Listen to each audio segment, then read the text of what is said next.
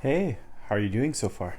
So, right now we're going to read chapter 11 of Treasure Island. What I heard in the apple barrel. No, not I, said Silver. Flint was captain. I was quartermaster, along of my timber leg. The same broadside I lost my leg. Old Pew lost his deadlights. It was a master surgeon. Him that amputated me out of college and all, Latin by the bucket. And what course not, but he was hanged like a dog and sun-dried like the rest. At Corso Castle. That was Robert's men. That was, and comes of changing names to their ships. Royal Fortune and so on. Now, what a ship was christened, so let her stay, I says. So it was with the Cassandra, and brought us all safe home from Malabar after England took the victory of the Indies. So it was with the old walrus, Flint's old ship, as I've seen a muck with the red blood and fit to sink with gold. Ah! Cried another. That was the youngest hand on board, and evidently full of admiration. He was the flower of the flock, was Flint. Davis was a man, too, by all accounts, said Silver. I never sailed along of them, first with England and then with Flint. And that's my story. And now, there on my own account, in a manner of speaking, I laid by 900 safe from England and 2,000 after Flint. That ain't bad for a man before the mast, all safe in bank. Tain't earning now, it's saving does it. You may lay to that. Where's all England's men now? I don't know. Where's Flint's? Why, most of 'em aboard here. And glad to get me the duff. Been begging before that. Some on 'em. Old Pew has lost his sight and might have thought, shame, spends £1,200 in a year, like a lord in Parliament. Where is he now? Well, he's dead now and under the hatches, but for 2 years before that, shiver my timbers, the man was starving. He begged and he stole and he cut throats and starved at that. By the powers. Well, it ain't much use after all, said the young seaman.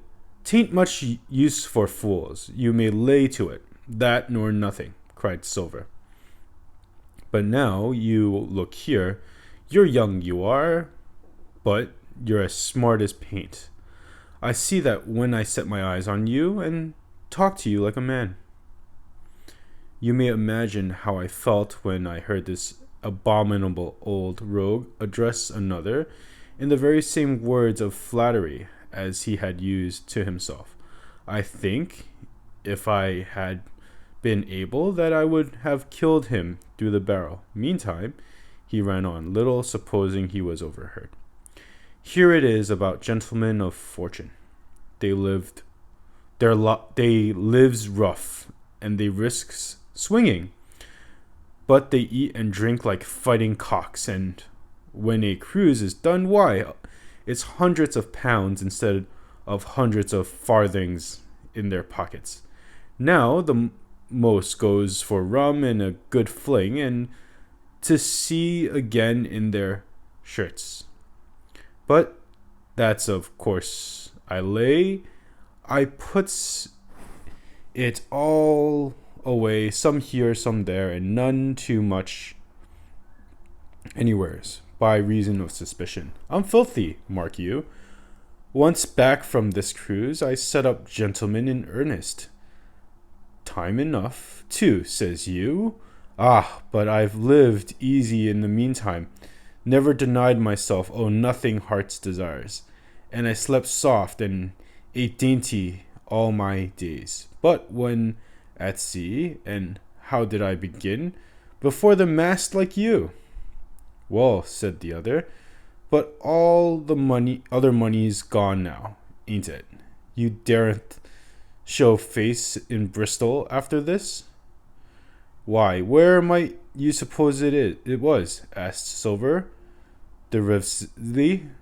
At Bristol, in banks and places, answered his companion. It were, said the cook. It were when we weighed anchor, but my old missus has it all by now, and the spyglass is sold, lease and goodwill and rigging, and the old girl's off to meet me. I would tell me you were, for I trust you, but it will make jealousy among the mates. And can you trust your missus? Asked the other.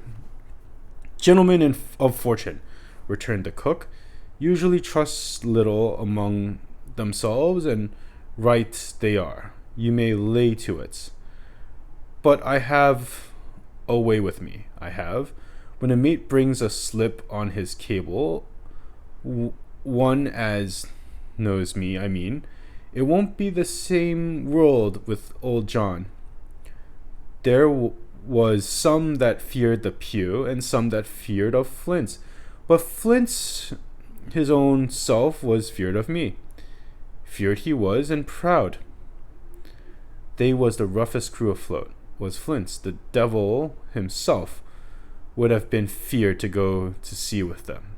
Well, now, I tell you, I'm not a boasting man, and you see yourself how easy I keep company. But when I was quartermaster, lambs wasn't the word for Flint's old buccaneers. You may be sure of yourself in old John's ship. Well, I tell you now, replied the lad, I didn't half a quarter like the job till I had this talk with you, John, but there's my hand in it now. And a brave lad you were, and smart, too, answered Silver, shaking hands so heartily that all the barrel shook.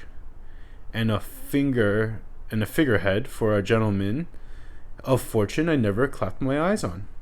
By this time I had begun to understand the meaning of their terms. By a gentleman of fortune they plainly meant neither more nor less than a common pirate, and the little scene that I had overheard was in fact the last act in the corruption of one of the honest lads, of the honest hands, perhaps of the last one left aboard. But on this point I soon to be relieved, for Silver giving a little whistle, a third man strolled up and sat down by the party. Dick's square, said Silver. Oh, I know Dick was square, returned the voice of the coxswain, Israel Hands. He's no fool, is Dick. And he turned his quid and spat. But look here, he went on. Here's what I want to know. Barbecue. How long are we going to stand off and on like a blessed bumboat? I've had almost enough of Captain Smollett. He's hazed me long enough. By thunder, I want to go to that captain, I do. I want their pickles and wines and that. Israel, said Silver, your head ain't much account, nor ever was. But you're able to hear, I reckon. Leastways, your ears is big enough. Now, here's what I say. You'll bear forward, and you'll live hard, and you'll speak soft, and you'll keep sober till I give the word, and you may lay to that, my son. Well, I don't say no, do I? Growled the coxswain. What I say is, when? That's what I say. When? By the powers! Cried Silver. Well, now, if you want to know, I'll tell you when. The moment I can manage, and that's when. Here is a first-rate seaman, Captain Smollett, sails the blessed ship for us. Here's the squire and doctor, with a map and such. I don't know where it is, do I? No more than you do, says you. Well then, I mean, this squire and doctor shall find the stuff, and give us to get it aboard by the powers. Then we'll see. If I was sure of you all, sons of double Dutchmen, I'd have Captain Smollett navigate us halfway back again before I struck. Why, we're all seamen aboard here, I should think, said the lad Dick. We're all fossils hands. You mean, snaps Silver. We can steer a course, but who's to set one? That's what all you gentlemen spit on, first and last. If I had my way, I'd have Captain Smollett work us back into the trade. At least then we'd have no blessed miscalculations and a spoonful of water a day. But I know the sort you are. I'll finish with them at the island as soon as the blunt on board. And a pity it is. But you're never happy till you're drunk. Split my sides. I've a sick heart to sail with the likes of you. Easy all, John England, cried Israel. Who's crossing you? Why, how many tall ships, think ye, now have I seen laid aboard, and how many brisk lads drying in the sun at Execution Dock, cried Silver, and all for the same hurry and hurry and hurry. You hear me? I seen a thing or two at sea. I have. If you would only lay your course and pint to windward, and you ride in carriages, you would, but not you. I know you. You'll have your mouthful of rum tomorrow, and go hang. Everybody knowed you was kind of a chaplain, John, but there's others as could hand and steer as well as you, said Israel. They liked a bit of fun, they said. They wasn't a high and dry, no how, but took their fling, like jolly companions, every one. So, said Silver. Well, and where are they now? Pew was that sort, and he died a beggar. Flint was, and he died of rum at Savannah. Ah, they was a sweet crew. They was, only where are they? But, asked Dick, when we lay athwart, what are we to do with them anyhow? There's the man for me, cried the cook admirably. That's what I call business. Well, what would you think? Put 'em ashore like maroons? That would have been England's only way. Or cut 'em down like that much pork. That would have been Flint's or Billy Bones. Billy was the man for that, said Israel. Dead men don't bite, says he. Well, he's dead now hisself. He knows the long and short on it now, and if ever a rough hand come to port, it was Billy. Right you are, said Silver. Rough and ready.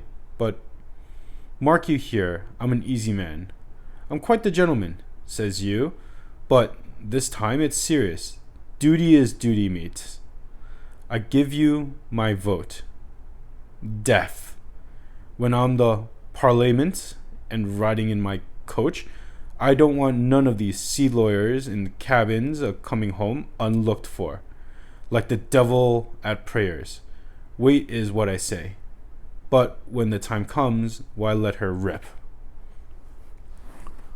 John cries the coxswain. You're a man, you'll say. So Israel, when you see, said Silver.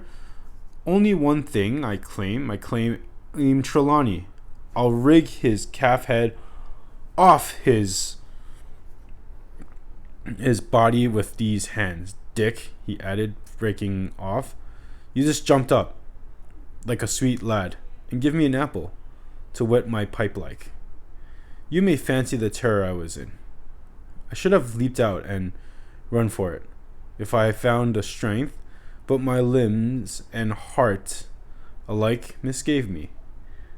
I heard Dick began to rise, and then someone seemingly stopped him, and the voice of Hans exclaimed, "Oh, stow that!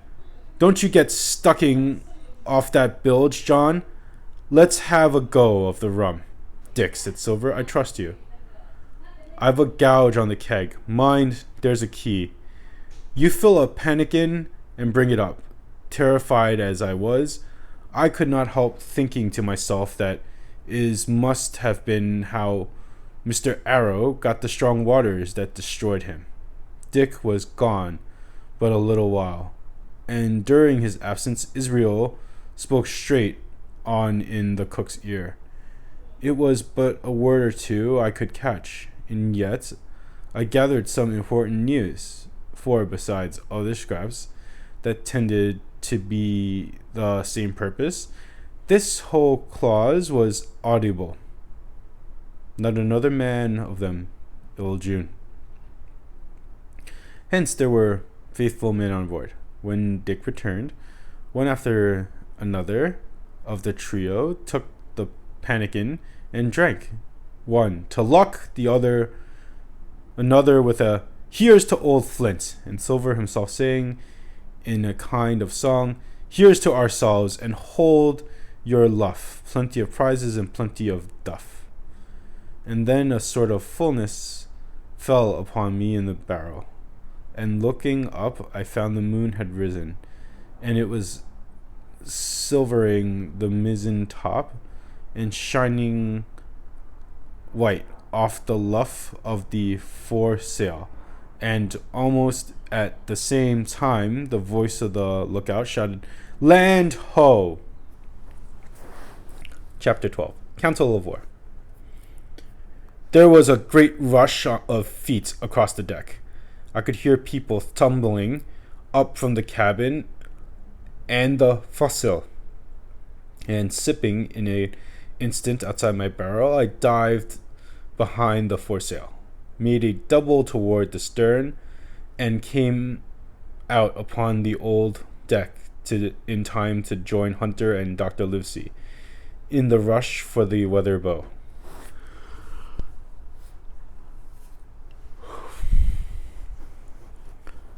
There all hands were already congregated.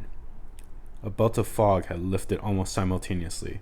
With the appearance of the moon, away the southwest of us, we saw two low hills, about a couple of miles apart, and behind them, one of them, a third and higher hill, whose peak were still buried in the fog. All seemed sharp and conical in figure. So much I saw, almost in a dream, for I had not yet recovered from my horrid fear of a minute or two before. And then I heard the voice of Captain Smollett issuing orders. The Hispaniola was laid on a couple of points nearer the wind, and now sailed a course that would just clear the island on the east. "And now, men," said the captain, when all the sheeted home, "has any one of you ever seen that land ahead?" "I have, sir," said Silver. "I've watered there with a trader I was cook in." "The anchorage is the one on the south, behind the islet, I fancy?" asked the captain. "Yes, sir. Skeleton Island, they call it. It were a place for the pirates once, and a hand we had on board knowed all their names for it. That hill to the nor'ard they calls the foremast hill. There are 3 hills in a row running southward, fore, main, and mizzen, sir. But the main, that's the big with a cloud on it. They usually calls the spyglass. By reason of a lookout they kept when the ship was in the anchorage cleaning. For it's there they clean their ships, sir, asking your pardon. I have a chart here," says Captain Smollett, See if that's the place. Long John's eyes in his head as Long John's eyes burned in his head as he looked at the chart. But by the fresh look of the paper, he knew he was doomed to disappear to disappointment. This was not the map we found in Billy Bones' chest, but an accurate copy, complete in all things, names and heights and soundings, with the single exception of the red crosses and written notes. Sharp as must have been his annoyance. Silver had the strength of mind to hide it. "Yes, sir," said he.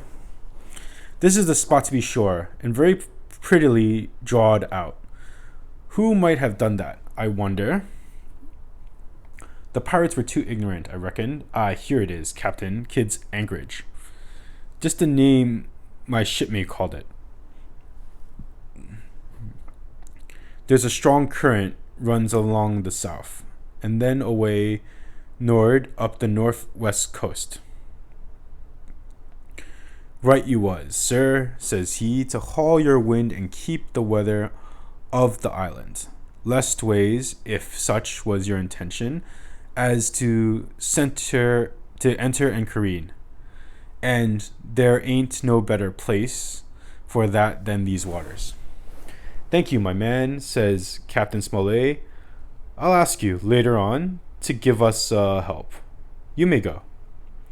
I was surprised at the coolness with which John avowed his knowledge of the island, and I own I was half frightened when I saw him drawing nearer to himself. He did not know, to be sure, that I had overheard his counsel from the apple barrel, and yet I had, by this time, taken such a horror in his cruelty, duplicity, and power, that I could scarce conceal a shudder when he laid his hand upon my arm. "Ah," says he, "this here is the sweet spot, this island. A sweet spot for a lad to get ashore on. You bathe and you climb trees, and you'll hunt goats, you will, and you'll get a loft on them hills like a goat yourself. Why, it makes me young again. I was going to forget my timber leg. It's a pleasant thing to be young, and have 10 toes, and you may lay to that. When you want to go a bit of exploring, you just ask old John, and he'll put up a snack for you to take along." And clapping me in the friendliest way upon the shoulder, he hobbled off forward and went below. Captain Smollett, the squire, Dr. Livesey were talking together on the quarter-deck, and anxious as I to tell them my story, I durst not interrupt them openly, while I was still casting about in my thoughts to find some probable excuse. Dr. Livesey called me to his side. He had left his pipe below, and, being a slave to tobacco, had meant that I should fetch it. But as soon as I was near enough to speak and not to be overheard, I broke out immediately. "Doctor, let me speak. Get the captain and squire down to the cabin, and then make some pretense to send for me. I have terrible news."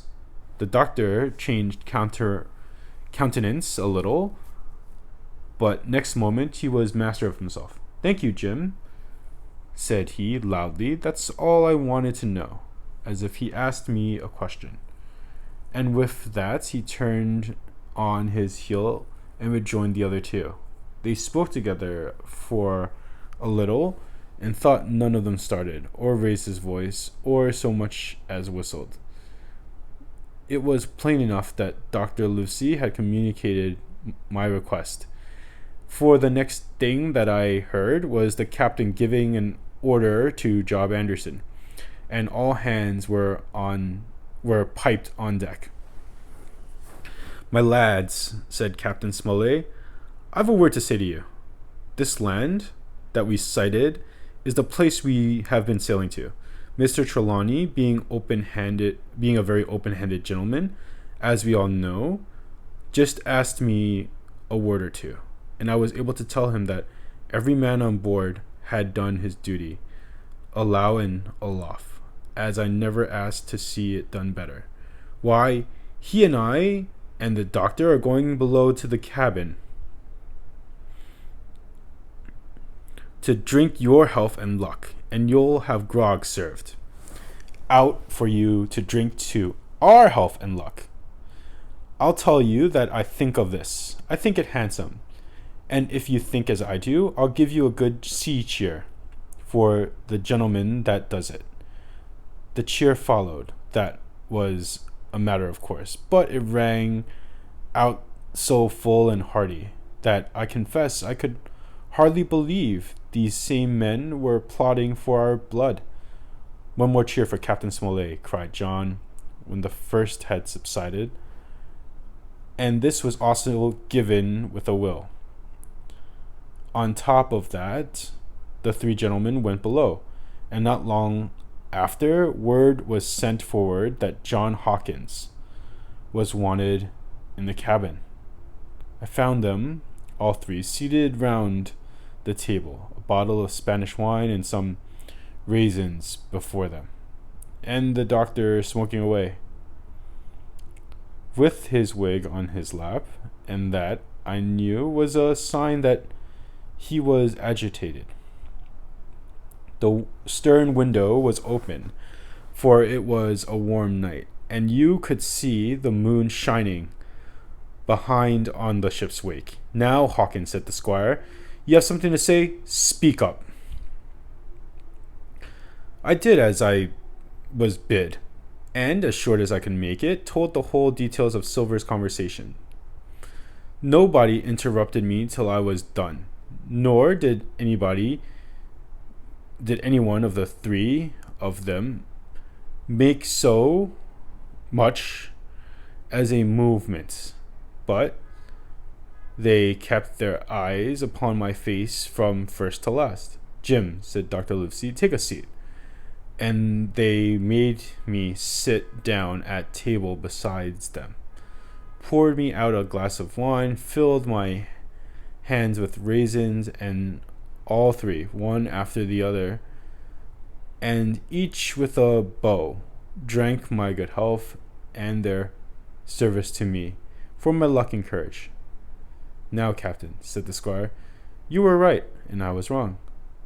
I own myself an ass, and I await your orders." "No more an ass than I, sir," returned the captain. "I never heard of a crew that meant to mutiny, but what showed signs before for any man that had an eye in his head to see the mischief and take steps according. But this crew," he added, "beats me." "Captain," said the doctor, "with your permission, that Silver, a very remarkable man." "He'd look remarkably well from an yard sign, sir," returned the captain, "but this is talk, and don't lead to anything. I see 3 or 4 points, and, with Mr. Trelawney's permission, I'll name them." "You, sir, are the captain. It was for you to speak," says Mr. Trelawney grandly. "First point," began Mr. Smollett, "we must go on, because we can't turn back. If I gave the word to go about, they would rise at once. Second point, we have time before us. At least, not until this treasure's found. Third point, there are faithful hands. Now, sir, it's got to come sooner to blows, sooner or later, and what I propose is to take time by the 4 o'clock lock, as the saying is, and come to blows some fine day when they least expect it. We can count it, I take it, on your own home servants, Mr. Trelawney, as upon myself, declared the squire. 3, reckoned the captain. Ourselves make 7, counting Hawkins. Now, about the honest hands. Most likely Trelawney's own men, said the doctor, those he had picked up for himself before he lit on Silver. Nay, replied the squire, Hans was one of mine. I did think I could have trusted Hans, added the captain, and I think they're all Englishmen, broke out the squire. Sir, I could find it in my heart to blow the ship up. Well, gentlemen, said the captain, the best way I can say is not much. We must lay to, if you please, and keep a bright lookout. It's trying on a man. I know it would be a pleasure to come to blows,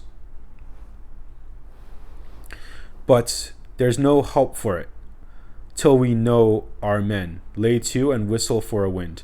That's my view. Jim here, said the doctor, can help us more than anyone. The men are not shy with him, and Jim is a noticing lad. Hawkins, I put prodigious faith in you, added the squire. I began to feel desperate at this, for I felt altogether helpless, and yet, by an odd train of circumstances, it was indeed through me that safety came. In the meantime, talk as we pleased, there were only 7 out of the 26 on whom we knew we could rely, and out of the 7, 1 was a boy, so that the grown men on our side were 6 to their 19. And that concludes chapter 12.